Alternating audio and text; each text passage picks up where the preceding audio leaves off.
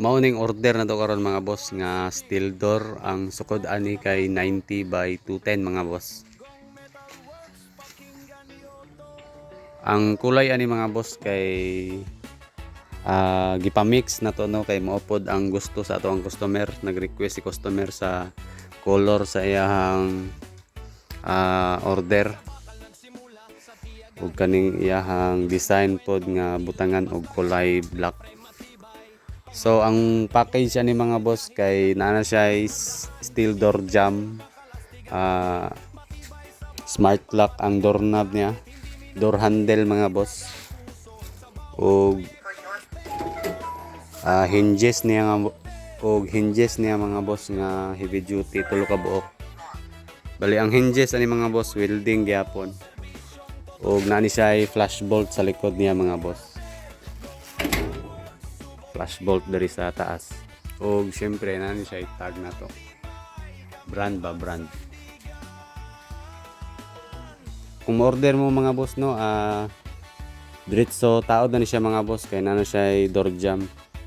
Depende sa inyong taoran mga boss kung concrete man or half nga bakal ang inyong balay, half cladding, pwede ka ni siya mga boss.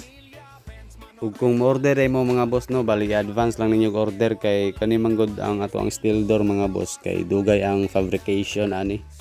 Kay kaning design na to sa tubangan, kung unsay design na to sa tubangan mga boss, mao pud na siya design sa likod para nindot tan-awon. Kumbaga doble ni siya ang ato ang design mga boss, ang ato ang plate nga gibutang dira. Ug ang presyo day ani mga boss no, nagdepende sa color, sa design mga boss, ug sa ipabutang ninyo nga mga accessories mga boss.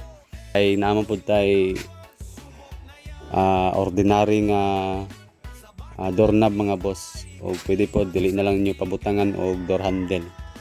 Pero ang flash bolt mga boss, i-suggest din ako na nga na flash bolt sa sulod para doble security sa inyong mga steel door mga boss o portahan.